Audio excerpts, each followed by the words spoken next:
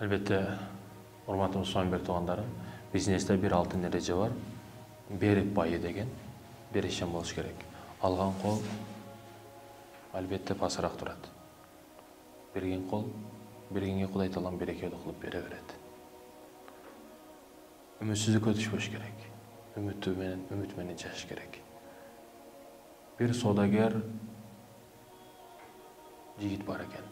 Ал ар дайым кайыр садака менен көбүнчө байыган адам экен. Бул содагер сода кылып жаткан учурда bir аял келип, подушкаларын, баягы материалдарын сурашты баштайт экен. Ал сенасын арзандатып, эгерде 5 алсаңыз, 5-син бекерге берем дейт экен. Содагер жигит. Анда аял өзүндө жок сүйүнүп, кубанып, бардыгын 5 алат экен. Арзан эле акыга алат экен. Алып сүйүнүп, кубанып, ыраазычылыгын билдирип кеткенден кийин баягы досу күбө болуп, бул окуяга күбө болуп турат экен.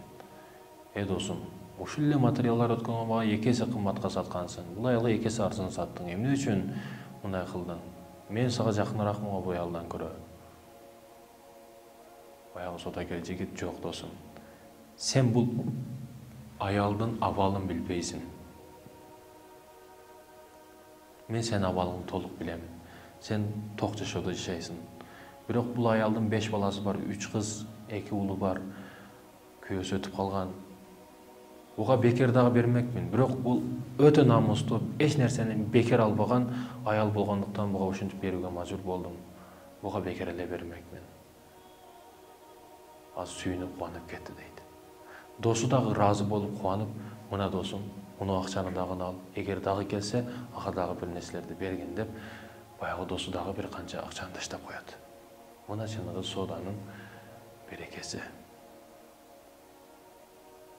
Сен сода кылып жаткан учурда, бирөөгө берген учурунда, бирөөгө эмес, Аллах үчүн, Аллахка берип жатасың сен.